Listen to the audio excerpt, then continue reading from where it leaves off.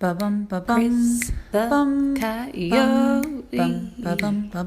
Feeling those coyote blues. Chris the Coyote. Feeling those coyote blues. Well, I'm out here all in the forest alone, waiting for my pack to come home. I'm looking down the street, looking down the road. All I see are cars and people. Chris the Coyote. Feeling those coyote blues. Chris the Coyote. Oh, I want something more than chicken and stew. Well, those cats on the hill, they told me, look out, look out, look out for that tree. I really want to eat them, but then I think, no, my pack is here and it's time to go. Chris the Coyote. Feeling those coyote blues. Chris the Coyote. Yip, yip, yip, yip, yip, yip.